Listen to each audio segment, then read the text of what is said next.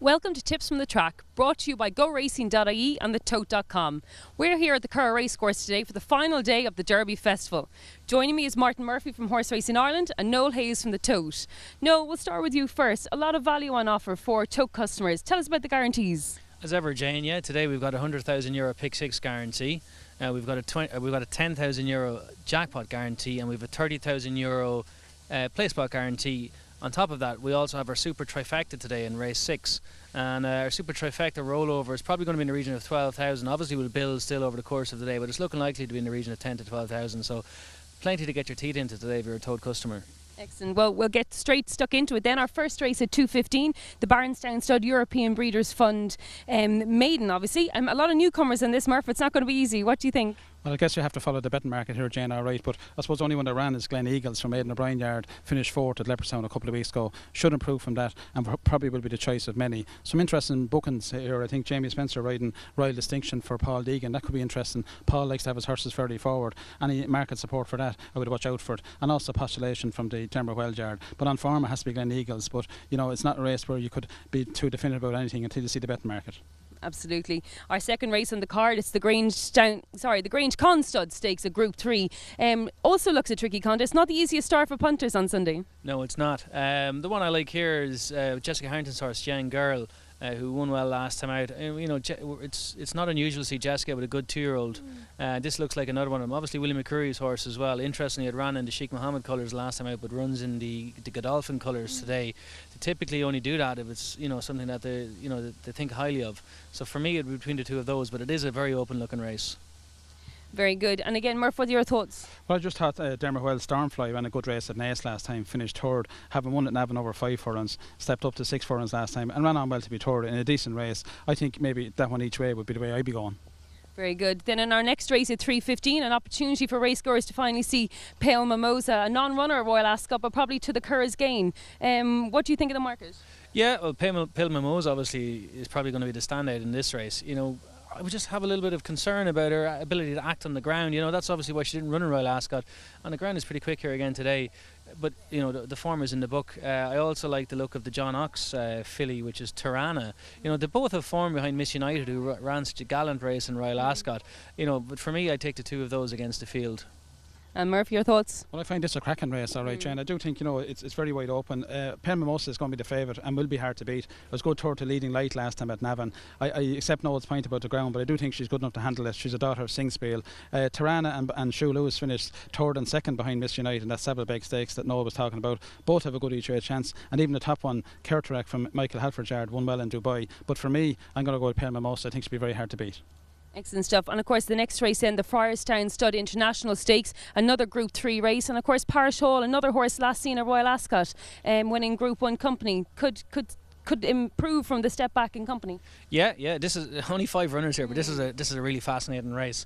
You can probably make a case for them all, I think. They all have some form in the book that could suggest they win this race. For me, the one I would like is John Ox's Eben Orme, 3-year-old. He was demoted, obviously, in the trial for the English Derby. He didn't look like he got home over 12 furlongs in Epsom.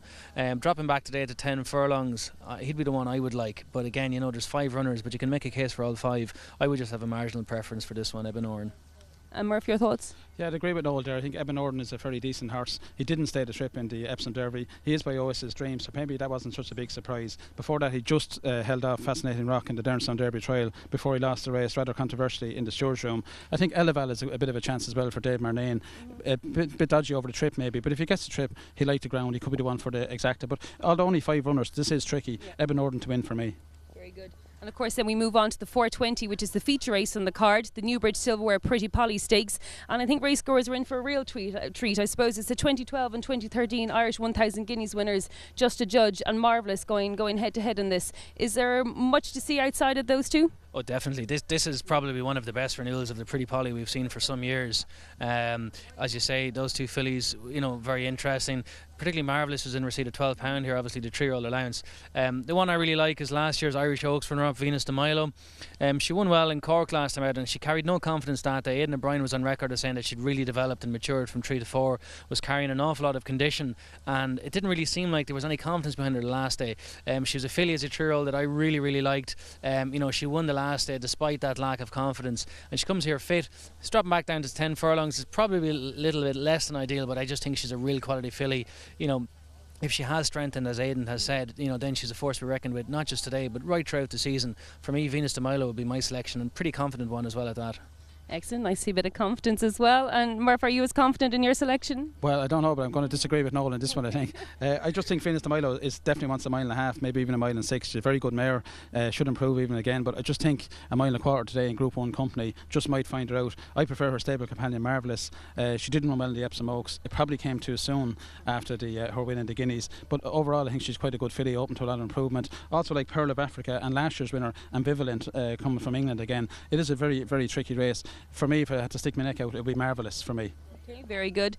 We move on then to the Macquarie's of Kildare Ladies Handicap, and again it's incredible the strength and breadth and talent of lady jockeys in Ireland. I mean, both on the flat and the amateurs. I mean, it's really something else. This is a very competitive race. It's going to be very difficult to pick. Yeah, ladies derby here, Jane. Obviously, 20 runners, and I reckon if I picked 6, I wouldn't be confident I'd even have one placed. I will take Route 1 here and take a very simple position, and that is to say that I would follow in with Katie Walsh, who rides Laviniad for Willie Mullins. You know, and it's a combination that serves you well every day you go racing, and I think we could see it here again today. Not very scientific or insightful, but it's still Katie Walsh, I guess, to ride the winner. Good. Excellent stuff. And Murph, what do you make of the ladies' race? Well, I think Noel hit the nail on the head there. Laviniad, very lightly raced, was actually formerly trained by Jim Bulger, and ran quite well when third in Ballinrobe last week to a decent filly of John Ox's called Tarzina. Katie Walsh on board obviously lacks nothing in assistance from the saddle, but you have the likes of Touring Legend, but Nina Carby, that's going to be popular, and even down towards the bottom I like a horse called Little Arrows. He has 2 ways of running, sometimes very good, sometimes very bad, but if he's on a going day, he's got a good each way chance under Pauline Condon. She's a very decent rider, has plenty of experience, and maybe a 10 or 12 to 1 Little Arrows each way, but it's a very tricky race, and as Noel said earlier, this is a trifecta rollover, so trying to get the first 3 home in this is going to be very difficult indeed. Well, we'll move on then to the 520, another handicap on our card, and maybe a notable booking is Jamie Spencer for Mr. Edward O'Grady as well in the shape of Sailor's Warren. What are your thoughts on this? Yeah, very notable booking, obviously. This is a tough race. It's only 11 runners, but again, you can make a case for a number of them. The one I would like is Curly Bill, who won the big mile and a half handicap last year in Galway. He loves the top of the ground. I think Noel Meade reckons he could still be well handicapped off 89. Colin Keane, an exceptional claimer, claiming £3 off his back. The only question for me around Curly Bill is whether or not he carries fitness. So, I'll take a good long look at him in the ring beforehand today, and if he looks nice and trim, he'll be the one I'd side with. I think he's got a good bit of class, and I think off a mark of 89 there's something to work with there. And you said they're having a good look at them in the parade ring. Just one of the advantages of obviously coming racing and being able to see the horses live as well. Murph, what are your thoughts on this race? Well, I think it's a tricky one, all right, indeed. And I take Noel's point about Curly Bill. I seen him win at Galway last year, and if he is fit enough, he obviously has a big chance. But down towards the very footed weights, I like Jim Bulger's Wexford Town. Narrow winner there at the Ulster Harp Derby last week. Stepped up to mile and a half for the first time on fast ground, and rallied well to win narrowly. He's £5 higher now, and I think he still has a good chance. As the right was a close third at that occasion for Ger Lyons. I would look towards those two as opposed to Curly Bill, but I accept that if he's fit you'd have to be wary of that one. And also Would Sophie Smile, if there's money on that for Tony Martin, that has to come into it as well, but for me, Wexford Town. Excellent, very good. And then to wrap up, I suppose what's going to be a fantastic festival here at the Curragh, an 18 runner handicap. They're wide open, another easy one for you guys. What are you thinking? I'm thinking if I'm behind going into this race, I mightn't try and get out.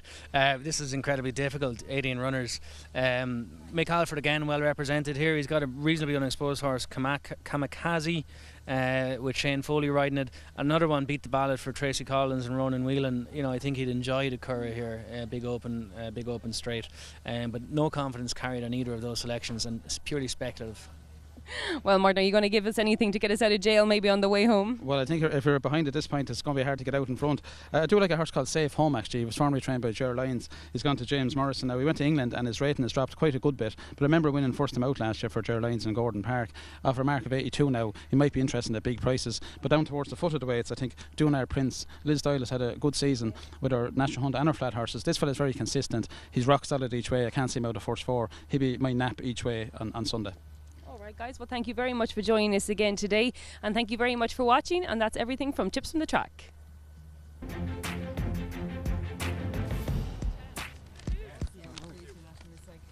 Better sitting down. Alrighty. You're a star. You're great. thought, yeah.